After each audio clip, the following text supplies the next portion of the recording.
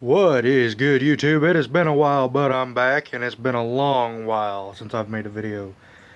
That long while I'm back, whatever motto thing you guys got me doing every video, it could not be more truer. Let's see, when was my last update video? It wasn't, it's been a long time. I want to say May, my last true update video. And I've had a lot of people ask me, just like, oh, Jake, where you been? What you been doing? And I've got answers to all that question. I'll probably answer it later in the video, or I may not. I don't know. But anyway, I owe a video to you guys, and I figured I'd give you one. My last update video was, I think how long ago it was is I still had the 350 in the truck. And I talked about how I was going to do a Gen 453. I had it over there on the stand. I showed you a little bit about that, and I showed you cam specs and things like that and what I was going to do with it. And it's been so long that I've actually got the motor in. I actually got it in and running about August. I'll go ahead and pop that open and show it to you. If the lighting's good enough to see it, that is. But yeah, I got her flopped in there. I was going to go factory injection stuff, but a lot of people wanted to see Phytech on the LS. So I transferred Phytech over to it and just used like an ignition setup like you would with a carb, or like MSD box, Daytona sensors, things like that. Plus it's just easier seeing how I'm 58X reluctor wheel, and I don't know of any GM ECUs that one box controls the transmission and runs the LS with the 58X. If you guys know, let me know. But I'm quite content with my setup right here, right now. But anyway, I got her put in. It was going to be a weekend swap, because I didn't have a lot of time to get it going, and I wanted to drive it to work the next week. Well, we got it in and everything, and I went up the road, and all was good until I laid my foot into it. And I know, bring on the 700 R4, the 60E jokes if you want to, that's perfectly fine. But I took it up the road, I laid into it, and just gone. Lost everything.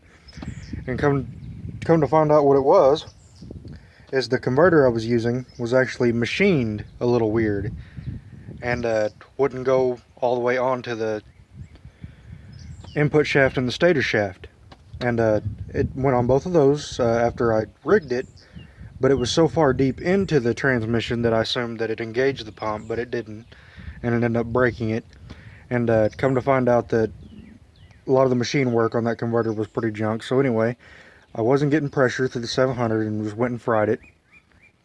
So my current setup now is I got me a 60E out of a junkyard. Yes, I know, Jake, why didn't you go 400? Why didn't you go 80E? Well, first of all, it's my truck.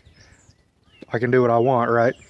And second of all, I wanted it going, I have a few reasons as to why I didn't convert transmissions, but I just wanted it going for now. I wanted to see if I could get a summer out of it. So I grabbed me a 60E. I flopped it on the stand, it's my first time really experimenting with transmissions. So I learned how to do shift kits and things like that, and I was going to go deeper into it, but I didn't, because I don't think I'm going to plan on keeping this transmission here forever. So I kind of just did the shift kit, Corvette servo and things like that, some of the basic mods you like to do the 60E family, and put it in, and ran good. It ran good that first couple weeks. I put it in, and I still don't have exhaust on it yet. But it sounds mean. I think about an LS motor is like the only motor I've heard that I like the sound of with open headers. I'm not going to keep it that way. But, I've heard 350s and other motors like the 3.1, 3.8, and just things like that with open exhaust. And to me, it just sounds awful. I don't know why people cut their mufflers off and things like that, but the LS motor to me just sounds good. But I do plan on getting a nice set of maybe Dynamax something, or just a basic glass pack or something. I have glass packs I bought for the Malibu that I might put on here. I haven't put a lot of time in the Malibu yet because I've been trying to get the bugs worked out of this thing.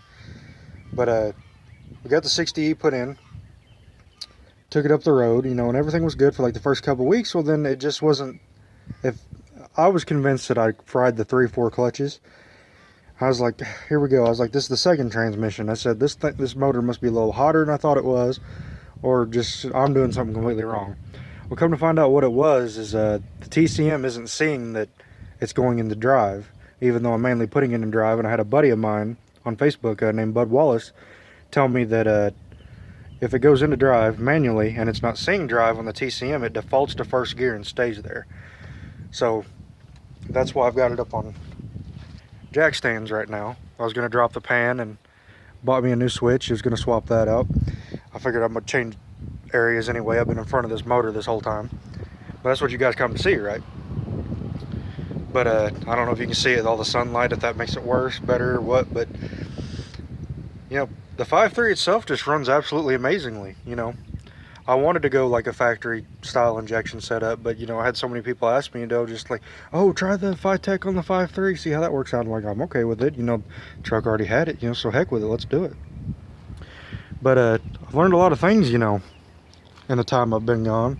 Like I've learned how to make AC hoses and stuff like that, and I've learned about the, what do you call it, the big three conversion, I guess it's called. Anyway, just zero gauge battery cables and things like that. It's supposed to get the most out of your alternator, something like that. That doesn't necessarily increase the power of your alternator, just getting all of it, all the power that it has without any resistance and things like that. It goes good with the fans and everything, and it actually does make a difference. I recommend that anybody that wanted to do that. But ignore that big jumbled wiring mess back there. I haven't fixed that yet, but most of the harness, you know, I've got looking pretty somewhat decent. See, what else have I talked about here? I did put a 3200 stall in the 60E. Seems to like that pretty much. I don't really know where to go here. I heard about a parallel flow condenser conversion. I did that, you know, for colder AC. There I go talking about air conditioning again. Just, I love to have it, you know. I like my vehicles to be drivable. You know, so many people, you know, will go around and just like get in their car and just like, oh, you don't need heat, you don't need AC, you know, just get it and drive it. You know, and I used to be that way too. But now I just want it to be comfortable. I want to get in it and enjoy it, you know. But that's where I've been, is just the 5.3. Got the 350 out, put the 5.3 in. I've got the 350 sitting over there in the carport on the dolly over there. And I got plans for that in the future. I don't know what I've got plans in my mind I want to do with it. I don't know if I'm going to go through with it. But 5.3's in. It sounds good. It runs good. I'd start it for you, but I drained all the coolant out of it, and I don't want to run it without coolant yet. I changed the CTS and the thermostat last night and got my heater core hose hooked up. Sorry if I'm stuttering. You know, it's been a while since I've made a video. But no, reasons I've been gone is around the time that I fried the transmission in August, about a month later, I got diagnosed with a condition called positional vertigo. Some of you guys may know what that is. Some of you guys may suffer from that. I don't know. If you do, you know, let me know. But whenever I tilt my head certain ways, it's everything around me just starts spinning. You know, and it's like you sitting on a bar stool chair and somebody starts spinning you and just doesn't stop. And basically that's what I get when I lay down. I stand up, and I've got to stay like in position to keep my composure together. And if I start bending or doing certain things, then it just kicks in, and then I've got to wait for it to settle down. The episodes can last like 20 seconds at a time. And it's annoying. I'm not asking for sympathy or anything like that. A lot of people's been asking me where I've been and why I've been gone so long. Well, just mainly because I fried the transmission and because of that vertigo crap is what I'm going to call it.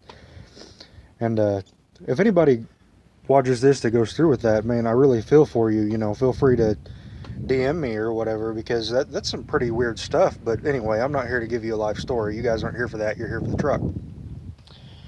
But anyway, I think I've made a decent update video. It's probably one of my worst update videos, not one of my good ones, but a lot of people have been asking me where I've been, and that's what I've been doing. And truck starts good, sounds good. I can't wait to get exhaust on it and start driving it again. I've been without it since August, and it's weird because I used to drive it every single day, and now I haven't driven it more than maybe an hour since August.